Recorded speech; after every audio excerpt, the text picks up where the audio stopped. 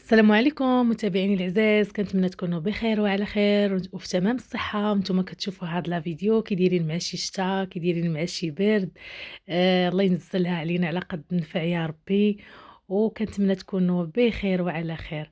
اليوم كيف ما كتشوفوا معايا غادي نوجد معكم واحد الملوي معمر بالشحمه بمعجون بالذره. كيجي رائع صراحه. هاد الوصفه ديال زمان كانت كتحضر لنا جداتي الله يرحمها في وقت البرد. وصفه ديال الشلوح بامتياز.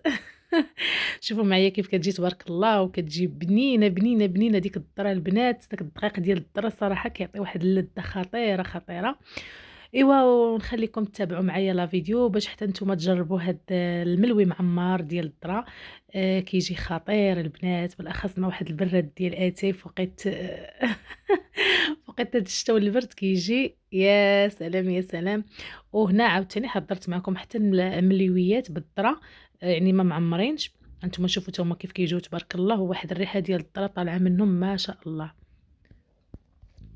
غنحتاجو هنايا كحشوة. عندي هنا الفلافل الملونة، عندي حبة بصل كبيرة كلهم قطعتهم رقاق.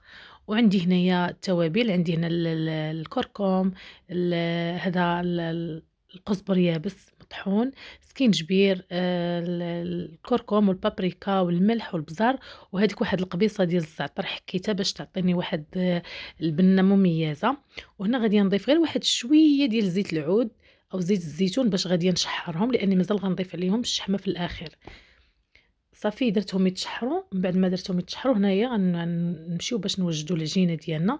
كما كتشوفوا عندي هنا 250 غرام ديال الدقيق، اي رابعه ديال الدقيق ديال الذره. وعندي جوج زلايف ونص ديال الفورص، معلقه صغيره ديال العسل، الملح حسب الذوق، وواحد نصف ملعقه صغيره ديال الخميره كيماويه. بغيتو ديروها ديروها، ما بغيتوش بلاش. صافي، والعسل والما دافئ باش غادي نجمع العجين ديالي. الماء ماشي يكون سخون وما يكونش دافئ، يعني بين وبين. صافي هنايا غادي نخلط الدقيق مع بعضو.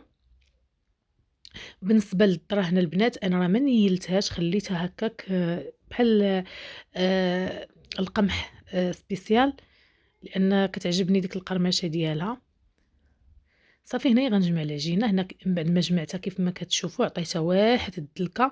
ضروري البنات تدلكوها مزيان مزيان.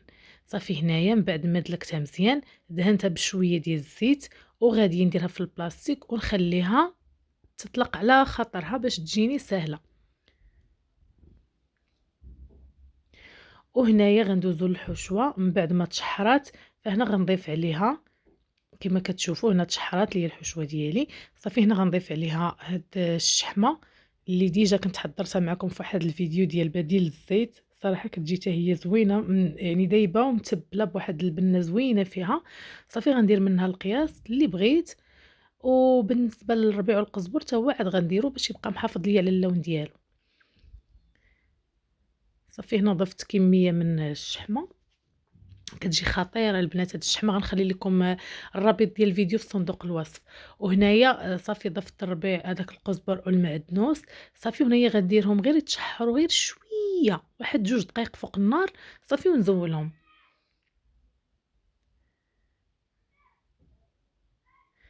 صافي هنايا انا غادا نديرهم فوق النار. هنايا من بعد ما درتهم فوق النار كما كتشوفوا غير واحد 2 دقائق ديتهم وجبتهم. دابت هذيك الشحيمه وصافي ونسجموا ليا مع بعضهم. صافي دابا ندوزو للعجين ديالنا باش نحضروا منها كويرات، وتشوفوا معايا نيت القوام ديالها كيف كيجي. انا متاكده البنات اللي جربتوا هاد العجين ديال الذره غتبقاو دائما ديروها، لانها كتجي لذيذه واحد الريحه فيها ديال الذره كتشهي. وكيف ما كنعرفوا ان الذره راها زوينه وصحيه. شوفوا معايا العجين تبارك الله كيما الطاطي، وشوفوا دوك الحبيبات ديال الذره. هادو البنات راه ملي كيطيب المسمن راه كيعطيو القرمشه. صافي وهنايا عندي الزيت مخلطه، زيت بلديه وزيت نباتيه. وعندي هنايا الدقيق ديال الذره اللي غادي نورق به المسمنات ديالي او الملويات ديالي. صافي هنا غنقسم العجين على حسب الرغبه. انا غنديرهم ملويات كبيبرين، بما اني غندير وصفه يعني قديمه ديال زمان، وصفه اصيليه ديال الشلوح. المهم انا غنديرهم على الطريقه ديال جداتي الله يرحمها، كانت كتوجدهم لينا بحال ما هكا كبار. وكانوا كيقدموهم ماشي في الطبسيله البنات، كانوا كيقدموهم في الطبق او الطبق، فهمتوا هذاك اللي داير. ما عنديش الصراحة، خاصني نشري شي واحد ونبقى نوجد لكم فيه الوصفات تاع زمان، وصفاتنا التقليدية المغربية الأصيلة الأمازيغية ديال زمان. صافي هنايا نوجد الكويرات كما كتشوفوا. هنا من بعد ما حضرت الكويرات انا درتهم كبيبرين لاني بغيت كيف ما قلت لكم مليويات كبار. صافي هنايا من بعد ما خليتهم ارتاحوا، هنا البنات راني وجدت واحد الملويه عمرتها، ولكن غنصور معكم وحده باش تشوفوا معايا كيفاش. ها هي الحشوه ديالي هنايا راه خليتها حتى بردات، عاد بديت كنعمر في المليويات ديالي. صافي هنا غندير الزيت وغادي نورق الملويه ديالي على هاد الطريقه، كنبسطها مزيان مزيان حتى كيبان سطح العمل. راه النجاح تاع هاد الملويه البنات ولا اي ملوي هو في العجينه خاصها تكون مدلوكه مزيان، وفي الطرق خاصنا يعني نورقوها مزيان مزيان. قد ما ورقناها راه كتجي ناجحه معنا 100%. صافي هنايا غادي نورق كيف ما كتشوفوا مزيان حتى يولي بان ليا سطح العمل. كيف ما شفتوا البنات راه واخا في هذوك الحبيبات راها يعني ما كتجيش مقاطعه ولا مشربطه. المهم كتجي عجينه ناجحه كيف ما كتشوفوا مورقه هي هذيك. صافي هنايا غادي ندهن بالزيت. صافي غادي نرش الملويه ديالي بالزيت، وغادي ندير رشيشه خفيفه بالذره باش كنورق بها باش كيجيو ورقات. صافي وغاديه نطوي الملويه ديالي على الشكل بحال ما هكا، بحال بغينا نوجدو المسيمن. صافي وكنقادها بحال ما هكا وكنعاود نبسطها صافي حتى كنساويها مزيان وكنورقها. دائما الاستعانه بالزيت مخلطه كتجي بنينه البنات، الزيت لا خلطوها. صافي وغادي ندير بحال ما هكا عاد غندير فيها انا الحشوه كيف ما شفتوا طريقه مختلفه شويه باش ديك الحشوه ديالنا ما كتخرجش لينا. صافي هنا كنبسطها مزيان مزيان كما كتشوفوا. صافي وغادي نرش بشويه دقيق الذره، دائما كنرش باش كتجيني الملويه ديالي مورقه. صافي هنايا غنضيف الحشوه. ديروا نتوما الكميه اللي بغيتو، انا كيعجبوني يجيو مهبرين المليويات يجيو معمرين ومهبرين يجيو مفرشخين. قولي عاوتاني منين جبت لينا هاد مفرشخين؟ مفرشخين زعما هي عامرين. يعني وكيتحلوا غير بوحدهم. صافي كيف ما شفتوا عمرت اختي الملويه ديالي على هذا الشكل. الغديد. صراحه شحال ما بقيت حضرت هاد الوصفه، بما ان دابا البرد تفكرتها وقلت والله تنوجدها علاش لا، بما ان حنا كانت جدتي كديرها لينا الله يرحمها في النار ويرحم جميع اموات المسلمين. صافي كنطويها ولكن ما كنزيرش كيف ما شفتوا، غير كنطوي صافي. صافي وغادي نسد هذوك الجوانب باش ما تخرجش لي الحشوه اثناء التقراص. صافي غادي نستمر على بحال هاد الطريقه حتى نكمل المليويات ديالي، وغنوريكم الطريقه باش غنقرصهم. هانتوما هنا باش غادي نقرصهم غادي ناخذ هاد اللاطه كيف ما كتشوفوا، غادي ندهنها بالزيت لانهم كبار باش ملي نهزهم يبقاو مقادين في الهزه ديالهم، ما يجوش عاوجين من القناه ولا مشرقين، لان تبارك الله راه الحشوه معمراهم بالحشوه يعني راهم ثقال. صافي هنا هاد الاخرين غادي نخليهم حتى يرتاحوا. هنا كيف ما شفتوا قسمت واحد الملويه هذيك الكويره كبيره على جوج مليويات غنديرهم بدون حشوه لان ما بقاتش ليا الحشوه. وغتشوفوا معايا كذلك المسمن او الملوي بلا حشوه كيفاش كيجي بدقيق الذره كيجي خطير البنات.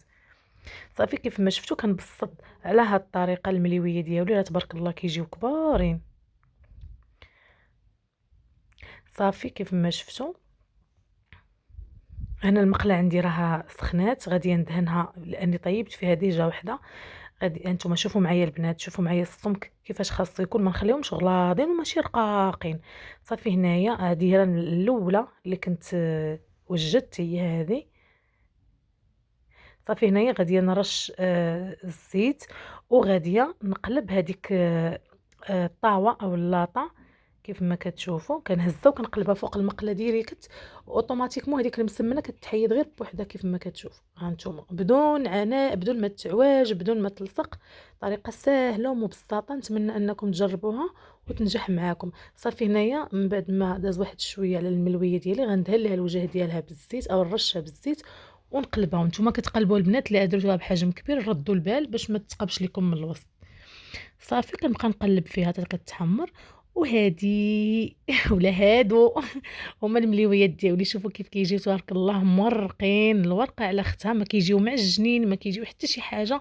وديك ريحه الزعتر والذره اللي فيهم البنات، وداك القزبر حبوب، واو واو واو، وصفه بلديه بامتياز، شي حاجه دوال البرد البنات، كتجي رائعه رائعه.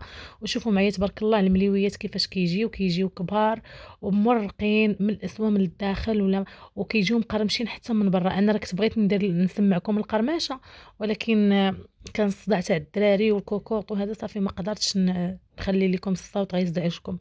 شوفوا معايا تبارك الله كيف كيجيو. هنايا درت 3 الملويات كبارين يا البنات، وراني عمرت لهم واحد البراد ديال اتاي مشبشب ما شهيتكم. وشوفوا معايا هاد المليويات اللي حتى هما بالذره كيجيو، يعني ما معمراهمش هادو البنات، هادو للامانه ورقتهم بالزبده، كيجيو خطيرين البنات. انا ضفت لهم غير الزبده صافي. شوفوا البنات كيف كيجيو رائعين ومقرمشين، واحد التقرميشه زوينه، والورقه على اختها، والاهم ديك ريحه الدرايه البنات اللي كتفوح منهم. يا سلام يا سلام. بلا ما نشهيكم البنات، نتمنى انكم تجربوا الفيديو ويعجبكم وينجح معاكم، ونتلاقاو ان شاء الله في وصفه جديده. مع السلامه.